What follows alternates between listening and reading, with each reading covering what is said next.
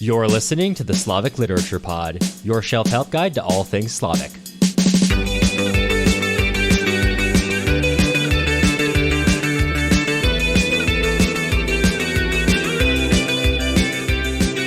I'm Matt Gerasimovich, PhD candidate at Northwestern University, studying Russian literature and film. And I'm Cameron Lalana, a literature enthusiast. We're two friends who met studying in Russia. We like talking about books so much that we made it into a podcast. Every episode, we dive deep into something we've read or watched. Our goal is to help you get more out of these works and, maybe just maybe, even learn a thing or two along the way. If you're interested in supporting us, you can head on over to our website, slaviclitpod.com. All right, Matt, what are we getting into this week? This week, we're finally responding to the one person who was mad at us on YouTube about not covering more Slavic things, even though this was already scheduled. We are covering Devil's Yard by Ivo Andrić. This was suggested to us by actually several listeners. Before the summer, it was suggested multiple times. And then when we sent out our listener survey, we had a couple of Andrić boys in the survey replies. So we are glad to finally be able to get to the work that everybody talks about by him, Devil's Yard. Not his two most famous major novels, but this kind of random novella. Yeah, that makes sense. It's a good place to start, I think. It makes sense for a podcast that named ourselves originally after Tolstoy and then didn't cover Tolstoy for like many 3 episodes. Oops. Yeah. So thank you. Oops. Well, hey. So thank you to everyone who did suggest that to us. Thank you also, even if you didn't suggest it to us, if you filled out our survey. That's a huge help in planning our next year of content. It really helped us shape the direction we're going. I also wanted to mention, as long as we're thanking people, because we cannot stop talking about Vasily Grossman, I want to extend a thank you to Peter Rocky. Peter Rocky is one of the people who accompanied us on the journey through Life and Fate, and he sent us 2 first edition copies of Life and Fate's, I think, original printing run in English, which are beautiful. And if you'll see them on our social medias. They're already up or soon. So thanks, Peter. That was super cool. I love getting stuff from listeners. It's just makes my day. Yeah, it was super cool. It's now displayed proud on my main bookshelf in my house. I love it. I really do like the cover of the modern, I think the NYRB one, but man, the combination of the German and Red Army helmet over a prison camp, that was a beautiful piece of art on there. It's really my own personal trap card. So whenever I have guests over and they say, "Oh, what's that?" They've opened themselves into like a 6-hour-long lecture. So, Peter, thank you for making our guests' lives worse. It's an important job, but somebody's got to do it. It's a dirty job, and someone's got to do it. Speaking of dirty jobs, Bosnia. Not Bosnia, the Devil's Yard, Cameron. That's right.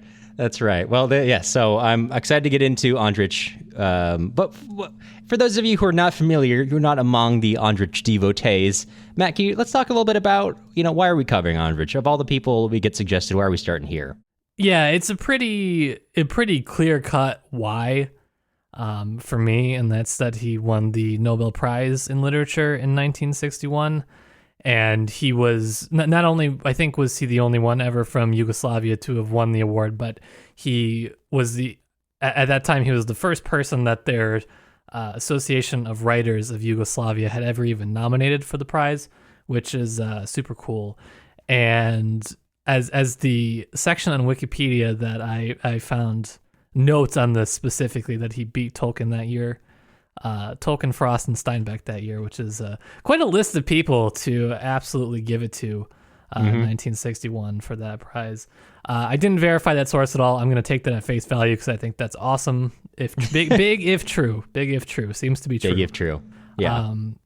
Andrić has this sort of circle around him of associates that I find bewildering, amazing, very fascinating. The fact that early on in his life he was arrested after returning to Bosnia because he was an associate with the person who assassinated Archduke Franz Ferdinand. So we get a Franz Ferdinand mention in. You may have heard of him. You may have heard of him. Yeah, so he has a super interesting kind of network of people that he knows, and above all of that, just the quality of writing is spectacular. Devil's Yard was really, really fun, even though I don't know if it was intended to be. I thought it was really fun, and this was he was a writer that we have had on our radar for a while, but just never quite got around to making an episode on. So, we're glad to be doing it. So here we are.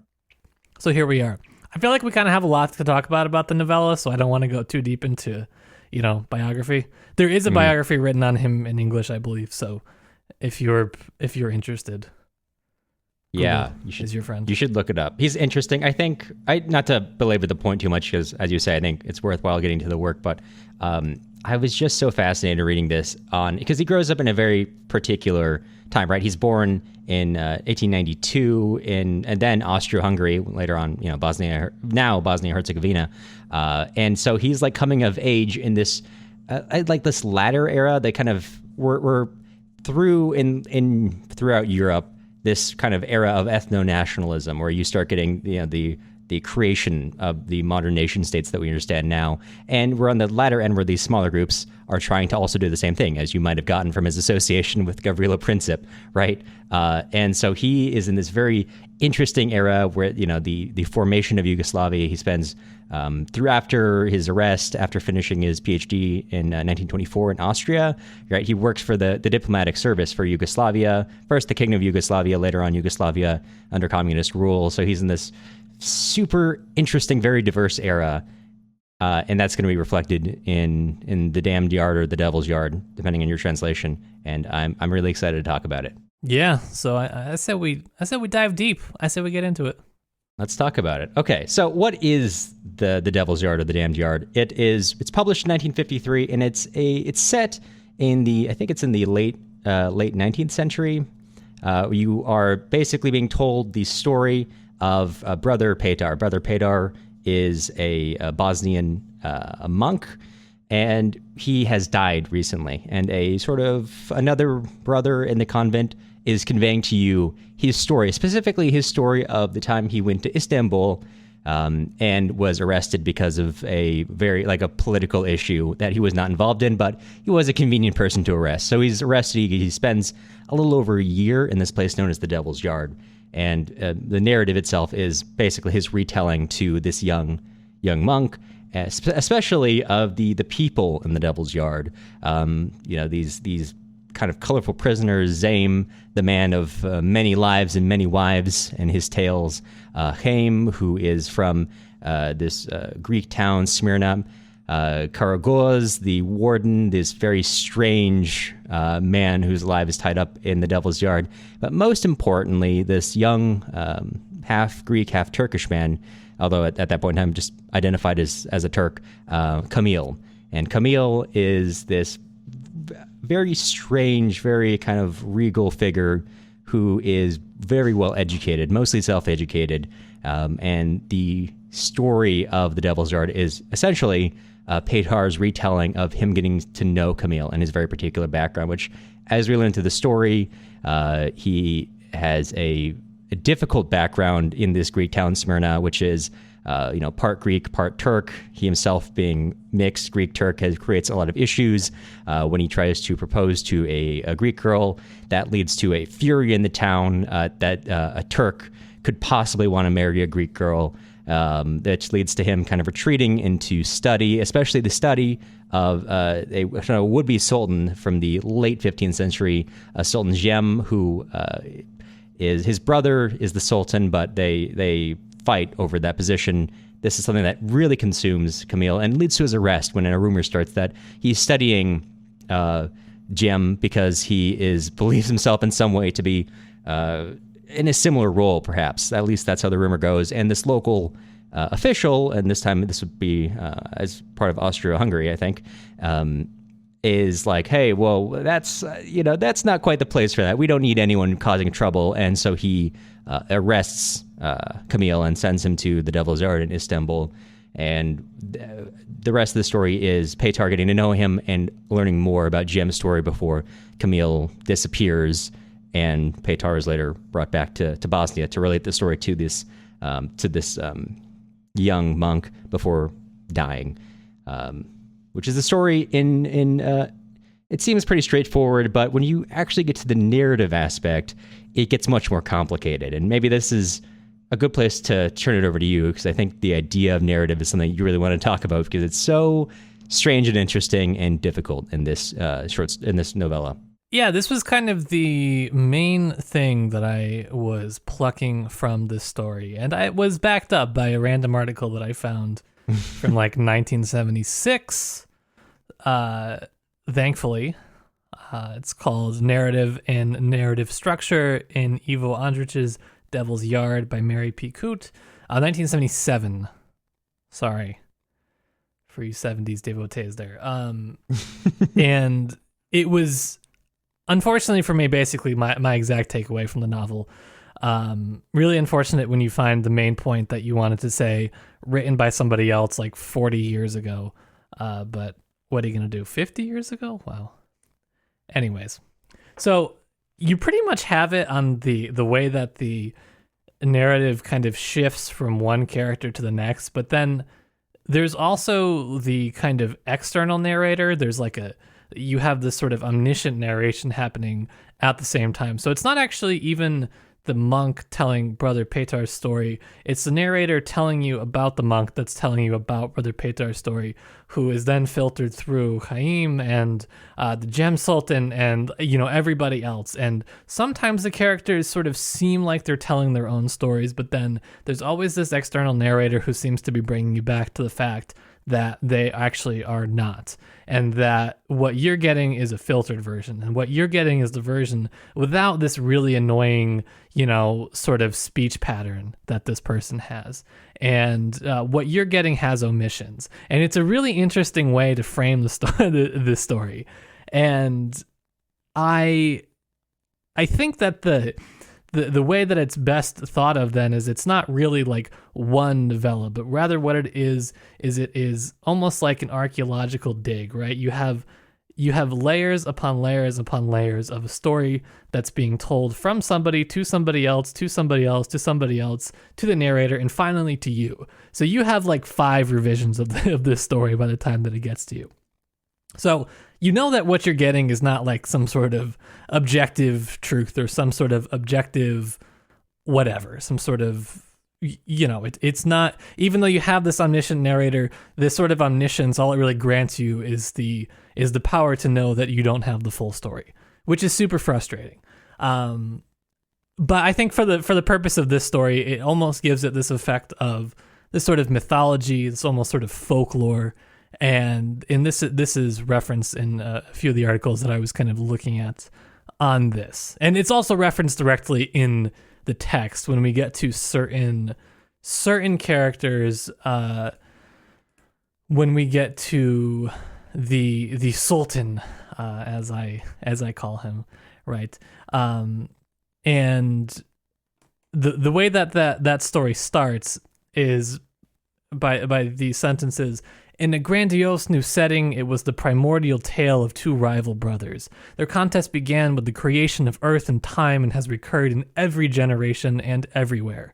And so, like, these stories that we're getting, yes, they're very specific to, or some of them are specific to the people that are in Devil's Yard, but at the same time, the stories are not really that specific. They may be specific because of the structure in which they relate to you, but the actual gist of what the story is, right? You're dealing with a sort of seeing how people fit into a pre-existing mythology. And so this was just a super interesting structure to start to then go about and analyze a story, and that's kind of how I started. Was just looking at that sort of narrative element, because honestly, when I was reading, I was having a hard time following what century we were in and who was telling the story and kind of where I was at certain points. There's some points in the middle that get kind of jumbled, but I thought it was really funny, actually. It gave it almost a comical like undertone at certain points, even though the subject matter of what's happening is actually very serious. The fact that we're in this like in this prison yard that seems to exist in the middle of nowhere, and nobody seems to have any hope of getting out, even though a non-zero number of people within this prison are clearly innocent. And are just kind of being held for any number of reasons. But as the warden points out, there is no one in the world that is innocent. Maybe you did something in your sleep, or perhaps your mother had bad thoughts when she was carrying you. But everyone is guilty. It is only a matter of who is written to eat their bread here. No, it was great. Actually, it made me think, like, after reading Life and Fate, when we had those kind of some of those Soviet prison passages, I thought, this is funny. Like, this is a different angle, but it's there, right? Yeah, no, it's very interesting, especially the way. Well, maybe we could talk more about that later once we get through narrative. But I think let's put a pin in that for now. But it's the narrative. I also want to go back to that omniscient narrator for a second too, because basically, as you've kind of alluded to, everyone in this novel is sort of an unreliable narrator. There are, like a lot of the stories conveyed through Haim, who comes from the same town as Camille. And as, Brother Petar notes, Haim is not exactly a reliable narrator. He's not conveying to you the story as it was told. He's conveying it to you, the story as he kind of imagines that people experiencing it would tell it. He's like the prison gossip. Yeah, exactly. And so there is like that obvious level of where this person is not reliable, but also too, we know Petar is not entirely reliable either. For the most part, he is, but he also, in the same way that Camille, at certain points of this story, there's, the idea of madness runs rampant throughout. Camille, sure. at a certain point, is revealed to believe himself at some level to be this would-be Sultan Gem. And can we put that in a shirt? Yeah, it's a good album title. Good. This is in our trend of ever increasingly specific merch. Right. I think the most specific merch we ever did was the Pushkin feet. Feet from a Eugene Onegin lines on socks. Yeah. What a time. Yeah. Maybe next year. Right. But we also understand there's a point where Petar too kind of joins Camille in that madness after Camille disappears from the narrative, when he begins to talk to Camille, and it's never made apparent. You have to know that, of course, he couldn't be talking to Camille as he's describing, as he says, I spent all day talking to him, because you know that Camille has disappeared and he will never return. So that's true. But even this supposedly omniscient narrator, it's clear that this, in the same way that so much of the story is a story being told to someone else, this narrator is also telling you that story and is constantly alluding to the fact that this is like a fairy tale retelling almost, in those constant ways in which the narrator insists that these happenings are eternal occurrences, right? Like those two brothers you mentioned, the eternal story of two brothers, the other lines about, for example, like, it all amounted to one thing. There are two worlds between which there can never be any real contact or possibility of understanding. Two terrible worlds condemned to eternal war in 1,000 forms, which is continuing the idea earlier expressed with the eternal occurrence of these two brother figures.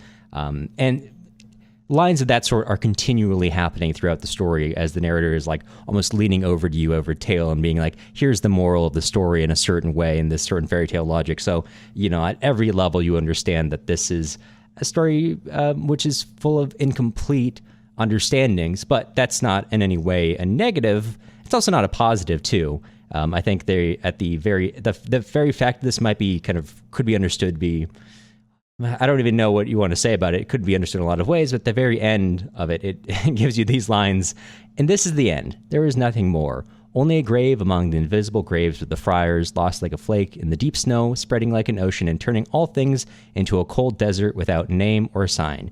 There are no more stories or storytelling, as though there were no world anymore for which it would be worth looking, walking, and breathing. There is no Stambul or damned yard. There is no young man from Smyrna who died once before his death when he imagined that he could be the Sultan's unfortunate brother Jem, nor wretched Haim, nor Black Acre, nor human evil, nor the hope or resistance that always accompanies it. There is nothing, only snow and the simple fact that one dies and goes under the earth. So the notion of this fairy tale logic of this fairy tale telling is both kind of elevated by the fact that it's the very fact that it's not denounced, right? That we don't say that it's bad, that we don't have a complete understanding. That's life. But at the same time, that doesn't make it elevated. Maybe it does elevate it because the story continues, but at the same time, it doesn't, as the narrative says. The story dies, or can die with people too. There are cases in which these elements themselves recur, but the stories themselves do die, just like people do. And I think that's a very interesting kind of middle ground for it to exist in. Yeah, I don't know. It's kind of like this melodramatic almost ending, even though the story is still being spun as the narrator's telling you there's no more story. There's no more story, right? And of course, right, like you said, it still lives on, but it changes and it's a little bit different. And there's a lot of reflection on storytelling and the role of story in this novella, and kind of in the middle, just like nestled sort of randomly somewhat in here. There is a little bit of reflection on our town gossip character. And the narrator has this really extended passage, if you will bear with me, which I think is quite telling. The narrator says, "We are all more or less inclined to condemn the garrulous, especially those who talk about matters which do not directly concern them, and we tend to speak of them with contempt as tattlers or boring gossips. But we never stop to think that this human, all too human and very common failing, has its good sides as well. For what would we know of other people's minds and souls, or of mother..." That's not supposed to be mother men. "For what would we know of other people's minds and souls, or of other men? What even of ourselves? What would we know of other ways of lives, and of countries we have never seen and shall never have the chance to see? Were it not for people such as these, who feel impelled to tell us in speech or writing what they have seen and heard and what they thought or experienced as a result. Little, extremely little. Their accounts may be incomplete or colored by personal needs and emotions. They may even be inaccurate. But we have sense and experience of our own. We can judge and compare them with each other, accept or reject them, in part or whole. Consequently, a residue of human truth remains to reward those who patiently listen to or read what such people recount." And I think that this is really important, this residue of human truth. That's kind of what you're left with after reading this. And I think that this is a kind of I don't know, maybe even like an answer to sort of modernist literature, where you have this kind of this perpetually shaky ground that you're standing on. You don't have this objective truth.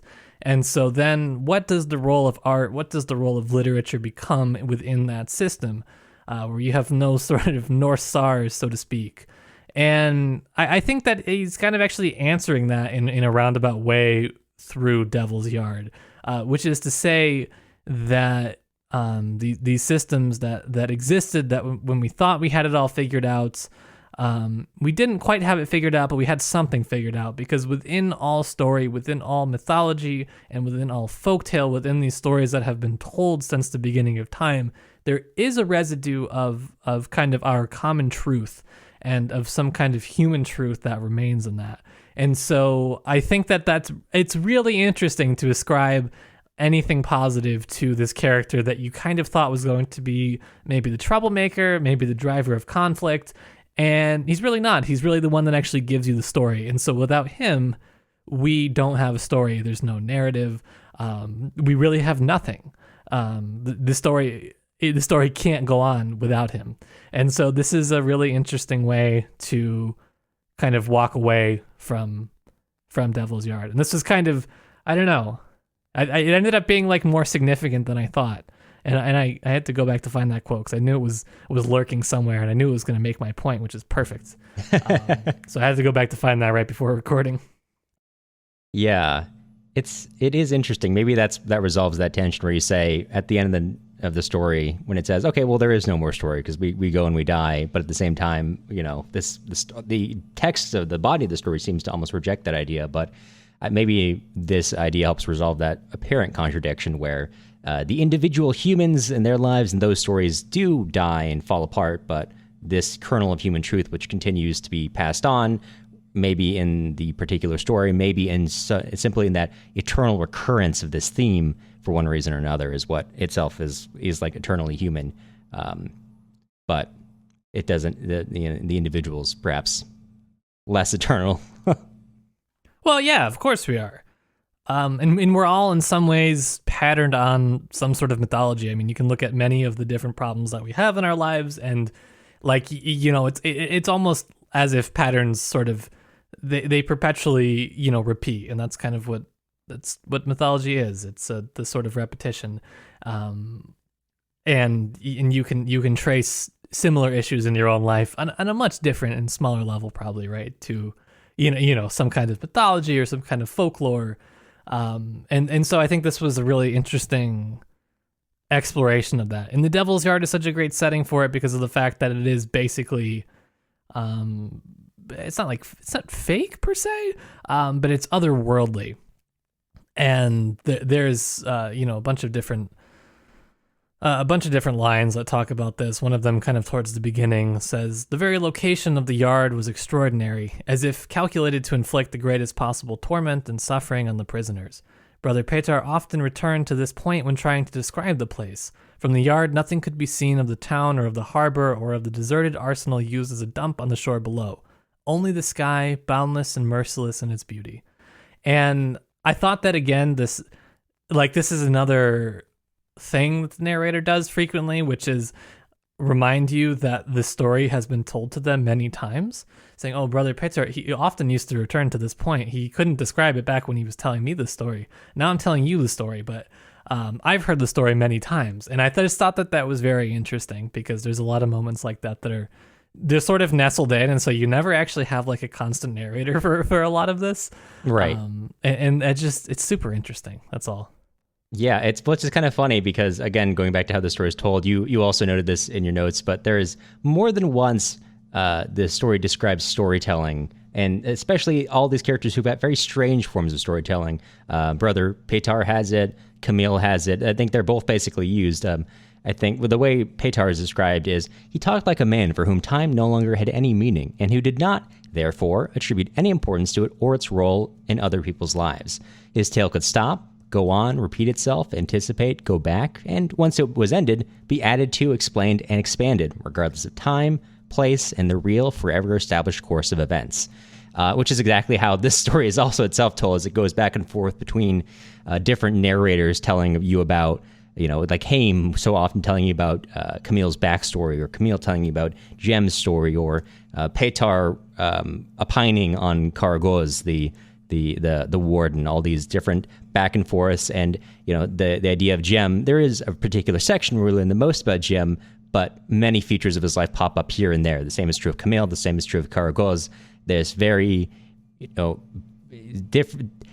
difficult way of describing things, right? And so many of our characters it's continually alluded to that this is exactly how they tell stories, and so they have this theoretically omniscient narrator is also telling you this story. Yeah, I mean, there's a lot to say on narration. I got plenty to say. We got also many more fun characters inadvertently in the story, right? But I was thinking now might not be a bad time for a break. Yeah, maybe so. All right, we'll be back in just a second. This episode is brought to you by you, our listeners. You can support independent podcasting by heading to our website, slaviclitpod.com. You'll get access to the notes we used to make this episode, including links to all secondary sources mentioned. If you want to support the show but don't want to spend any of your hard-earned doubloons, you can join our email list for free at slaviclitpod.com, or you can leave us a very nice review wherever you get your podcasts. Questions, comments, want to appear on our Office Hours podcasts? Drop us a line. You can reach our voicemail at 209-800-3944. Or you can also email us a voice recording or text question at slaviclitpod@gmail.com. We'll bring your question onto the podcast and do our best to address it. All right, back to Devil's Yard. Back to the many interesting individuals in the yard. Yeah, I liked the kind of overseer character. Mm-hmm. I thought he was really interesting, the way that he was described as almost one of them, because we get his backstory as well, and he's kind of the troublemaker in his youth who then comes to sort of inherit the Devil's Yard, and he rather than living farther away, he fixes up a house that's on the property, and he basically has the ability to, through what seems like these secret tunnels and all these passageways that he comes to know, he's able to kind of slip in and basically spy on on everyone, and he seems to take great pleasure in doing this. Not just the prisoners there, but also his guards. He comes to know people extremely well from this, and he kind of has like in terms of folklore, he's got this sort of it's maybe like a wolf, maybe a snake. I don't know. He's slippery. He's very shadowy in a lot of ways, and it's even specified that his nickname that is taken from a grotesque character in the Turkish shadow plays, saying that the name fitted since the yard and all its inhabitants and everything that went on there formed the stage and the continuous drama of his life.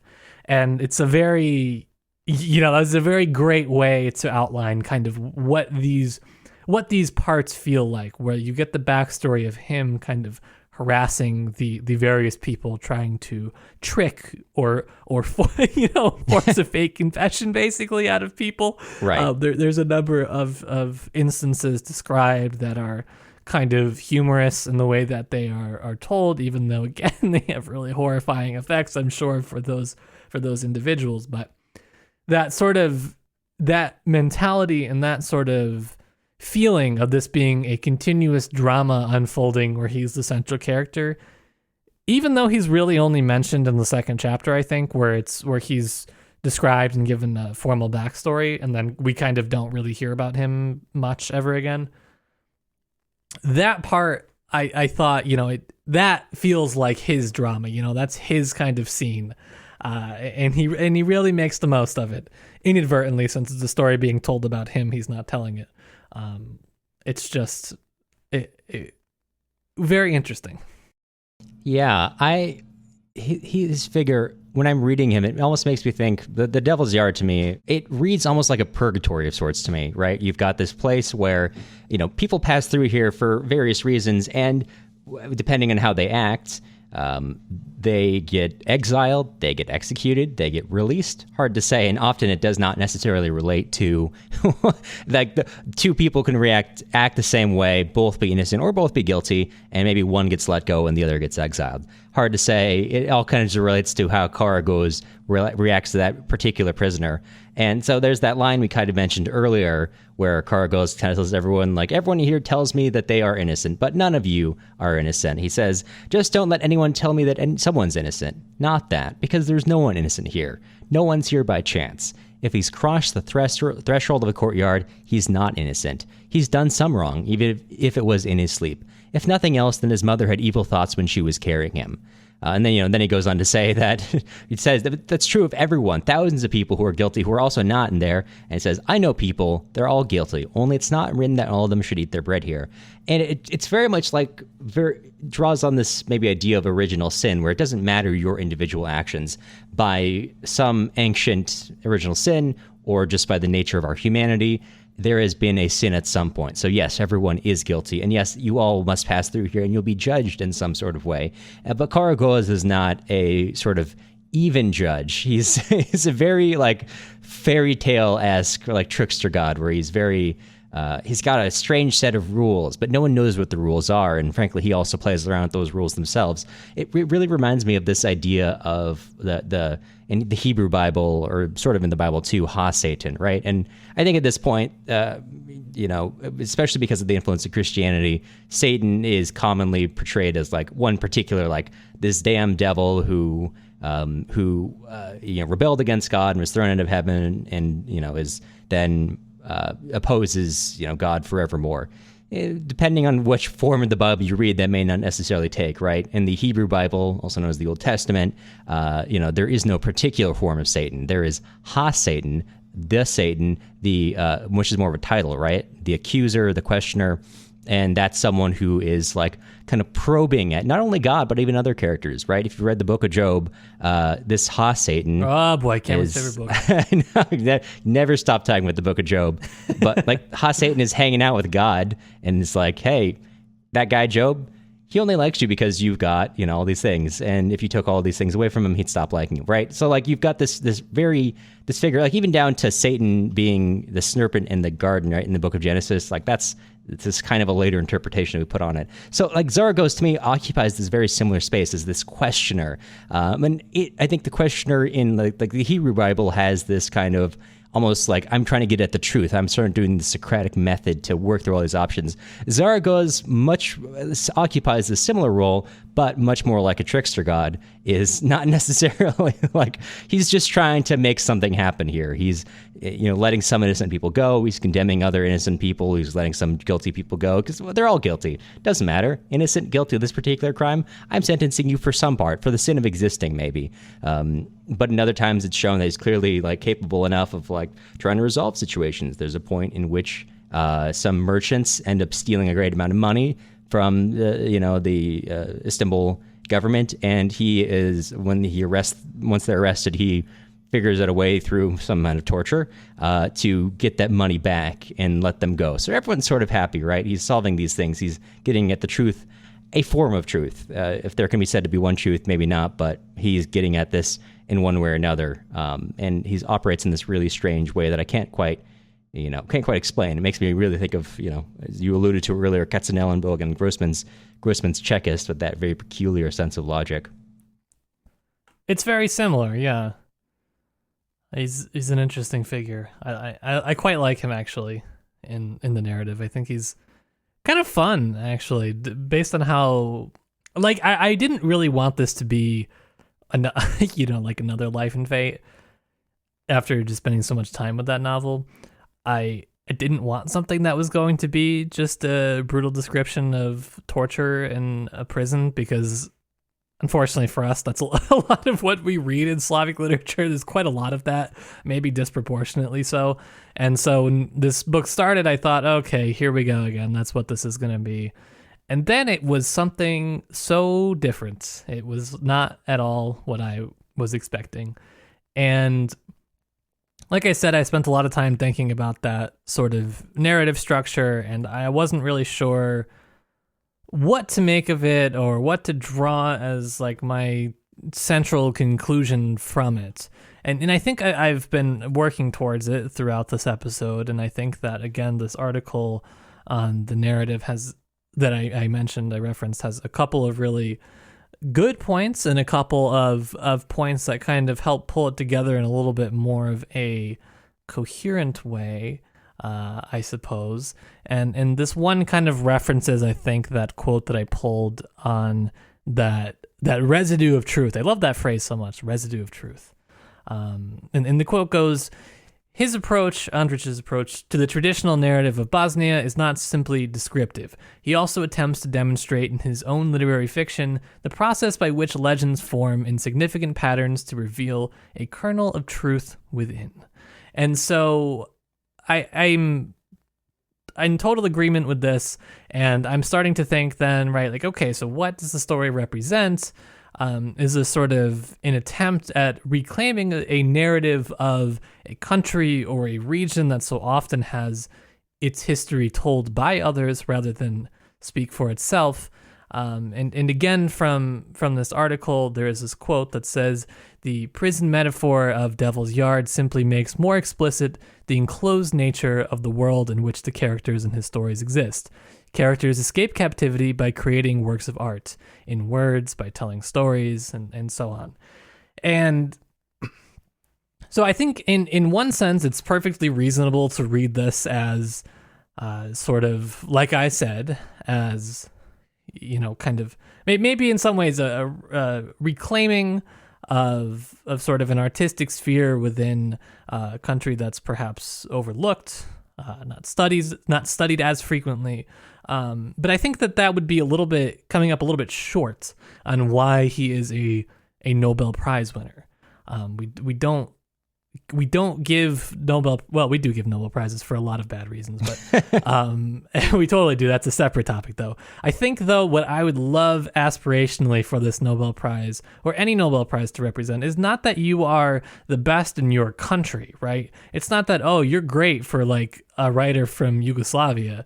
No, it's because he's giving a really refreshing and a defined vision of what art is and what art does, right?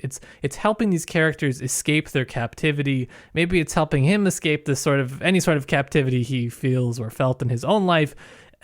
Not to mention the fact that, right, as I mentioned previously, he was literally imprisoned for a large portion of his life for various reasons.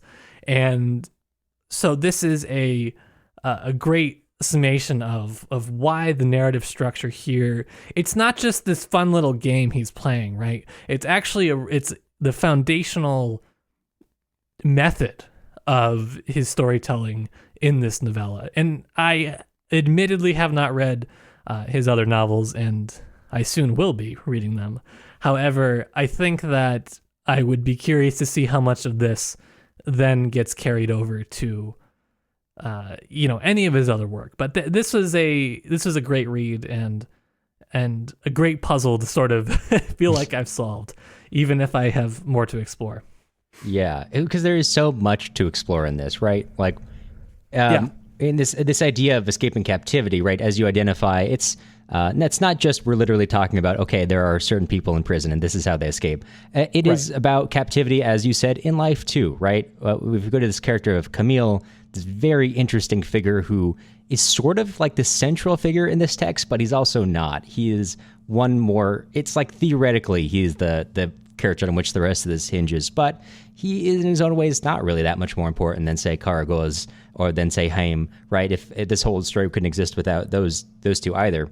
And we have this sort of, I think, getting to this idea of like talking about countries, especially, talking about even countries, like a sense of self too, right? I think you and I, especially because this podcast is so traditionally focused on Russian or Soviet works, we, and I suspect most people in general, are so used to reading about imperial cores and one way or another, or even if you don't want to apply the idea of imperial, the idea of a world core in one way or another, and then there's sort of world, there are I don't want to use the word fringes, the periphery, I think would be the correct term, right? And that's for a number of reasons. And so these peripheries are so often understood through like the lens of this imperial core, right? Tolstoy trying to convey, Chechnya through Haji Murat, right? We could point to so many examples of these characters. And this is one of those two key cases where it's someone not from imperial core also talking about other people not from the imperial core. And they have this very, interesting place, but they're kind of trapped by this, right? Like, in order for these Bosnian monks to get some, I forget why they even go in the first case, but they have to go to an imperial core. They have to go to Istanbul at that time, the center of the Ottoman Empire. And you have other people who are in this very strange, something I think we tend to forget is Europe is less diverse than it used to be, right? Especially as we've had this establishment of ethno-nationalist empires or ethno-nationalist countries. That's a dirty term these days, but that is what almost every European country is. That's what many countries throughout the world. There's various reasons they've been formed, some by force. But, throughout Europe, that the idea of the modern nation state really does, come out through these particular ethnic ideas of the Czech state, right?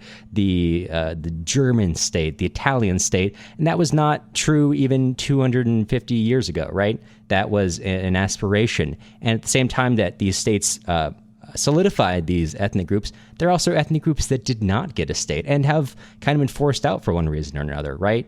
World War II obviously heavily impacts that too, with this massive, the mass murder, the Holocaust of Jews, the exodus of Jews, but also of other groups, right? To lesser degrees, Roma, Volga Germans.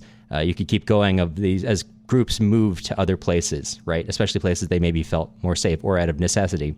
And so you've got these characters of, going back to Camille, who is Turkish and Greek. And, today to say, okay, it's Turkish and Greek, not a big deal. I can understand that. But at this particular point in time, being Turkish and Greek in in this town, which is now part of Greece and historically part of Greece, but at this time being occupied by the Ottoman Empire, right, ruled over.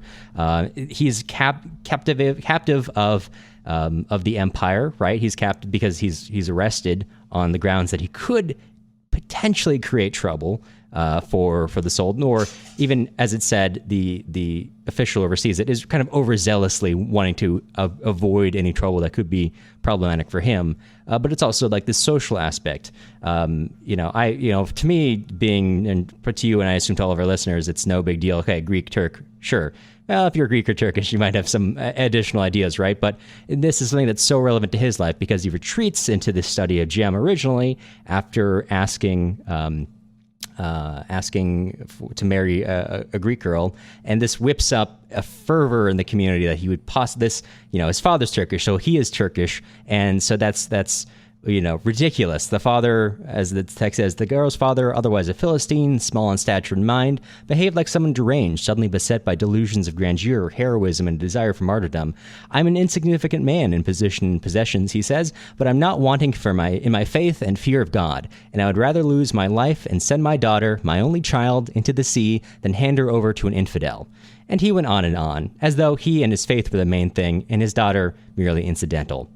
And so you see on all these ways, these people are trapped by their societies and the overlapping like social systems they exist in, which are not imperial core, right?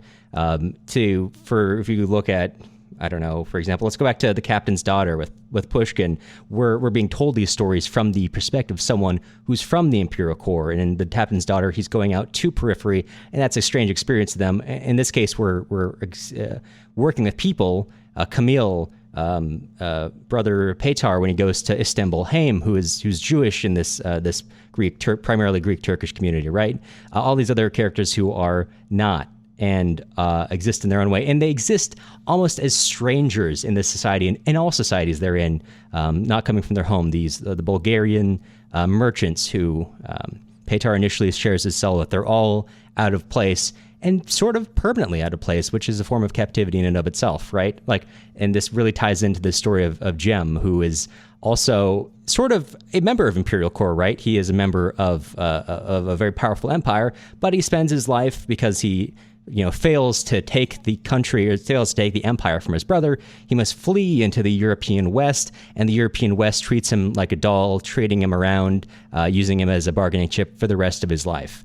Is himself existing from his own perspective, periphery, but he's existing in Imperial Core. This is why I don't necessarily want to use the term Imperial Core. I think it's the closest terminology, but I don't think Imperial necessarily is a good historical description this time. But he's in these cores, these cores of empires, as a foreigner permanently, and that theme exists throughout for so many of these characters. And yes, these are all great points, and I see that in the notes next you have a great section titled "The Eyes Have It." Yeah. And I'm very curious, what do the eyes have? This is something I'm still kind of working through, and this is so often my notes for the podcast are more aspirational. They are what I've noticed, and then I hope to work it out live. So we're going to see how that works. If you read this, you will notice that the novel does a lot of its characterization through the eyes of its characters, right? Karagoz has untrustworthy but playful eyes, which the prisoners note they seem to operate independently of each other, right? Is it the case he has a lazy eye? I think that's what the text implies, but they'll notice that he looks at you with one eye, with his left eye, but his right eye always seems to be watching everyone else. Camille, when he's first described, his brother Petar describes him as having eyes with something to hide. What is he hiding? Is he hiding in shame of the same shame that drove him into sort of self-imposed house arrest after being rejected by this girl's father? Maybe it's this sort of latent madness that he has this delusion that he is the Sultan, would-be Sultan Jem. Hard to say. And I think Haim has he's not characterized by his eyes, but it's told that he has bit eyes with yellow bloodshot whites. Hard to, I don't, you see that, but I think what really captures me is this very strange conversation at the end where one of the recurring elements in this story is these prisoners talking about women in their lives. As you probably would not be surprised happens.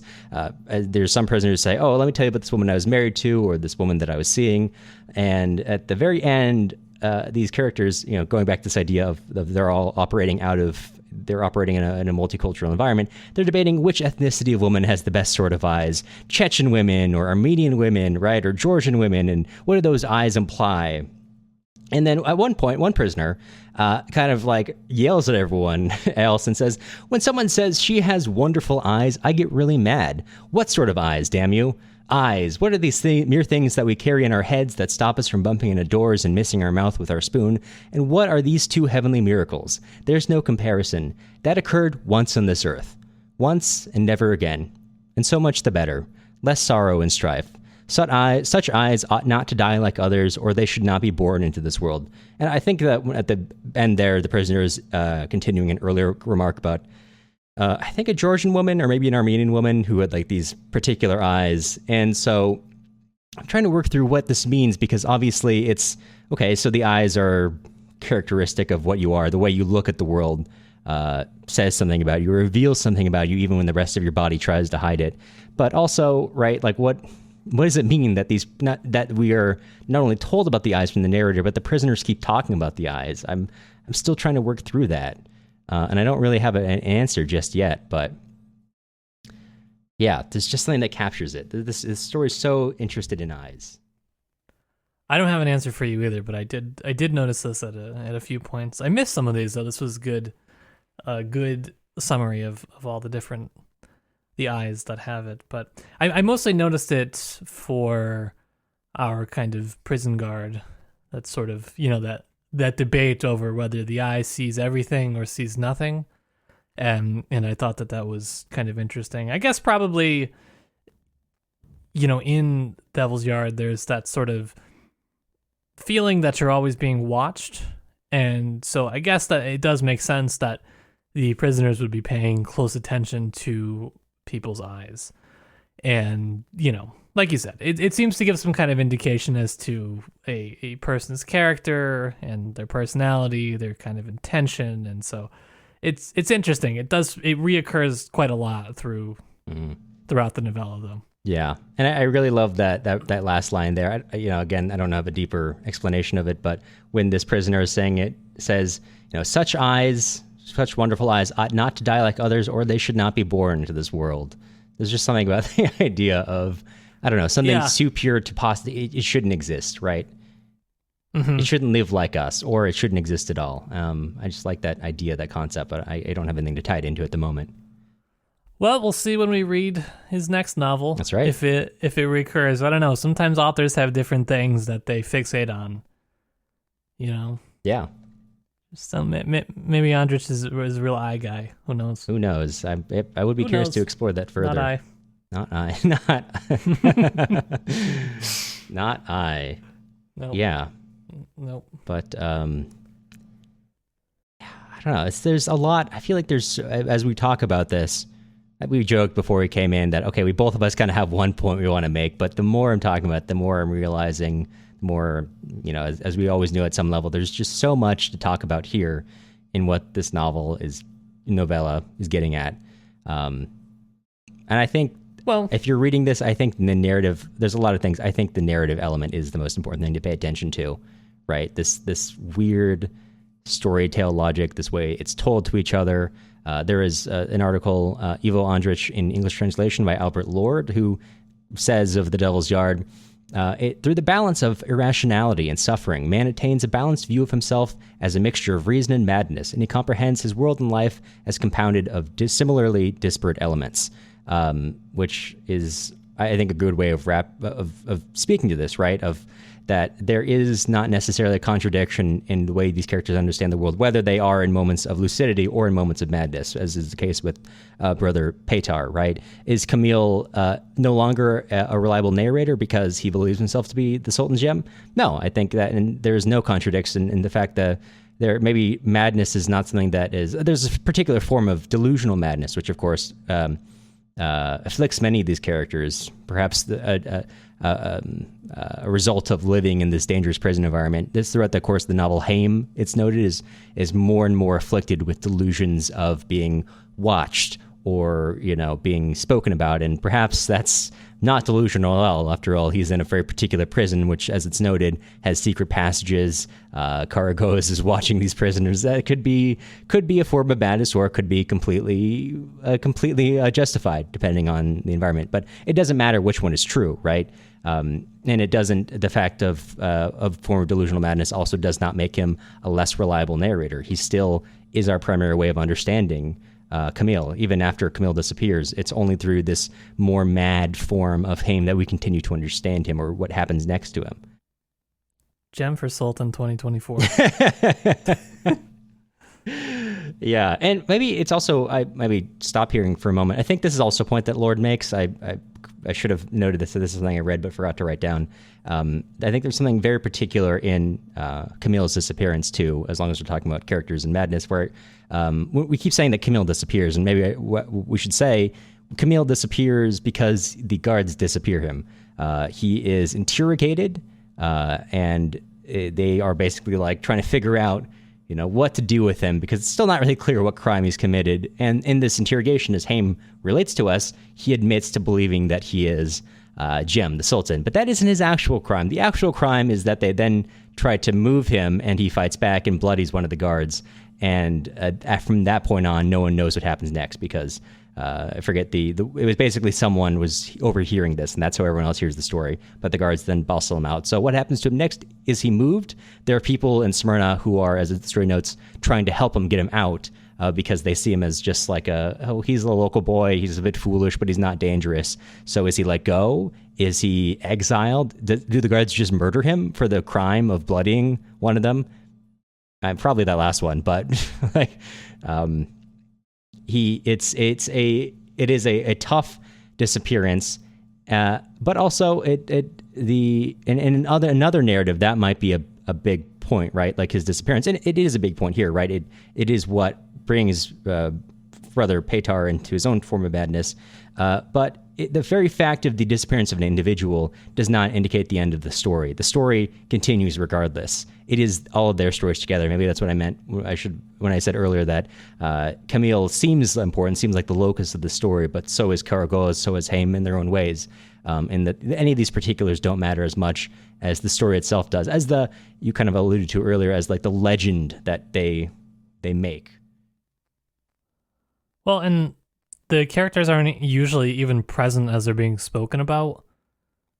I'm trying to think I don't think they're ever present as they're being spoken about for most of the story. And so, again, it doesn't prevent the story from being told. And in much the same way, that ending that you brought up, it can't truly be the ending, because that story still exists. Whether it's changed or not, that's another question.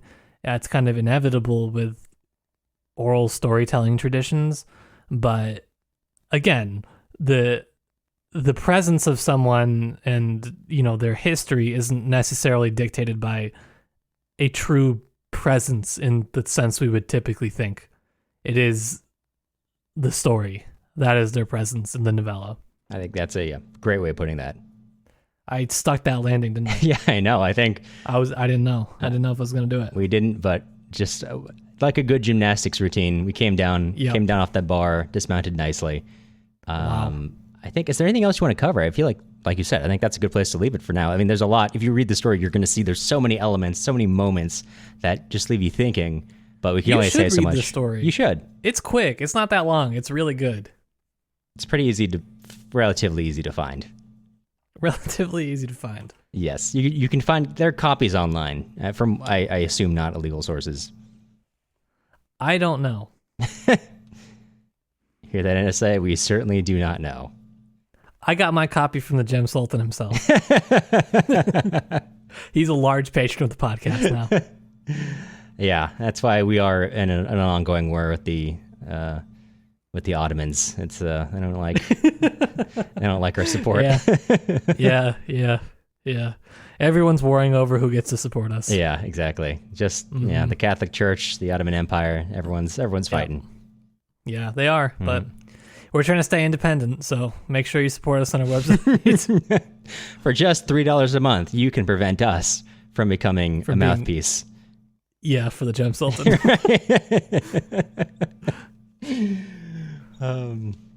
Great. Well, trying to find which one has the closing script. All right. Before we completely wrap up, I got to ask, what are we tackling in our next episode?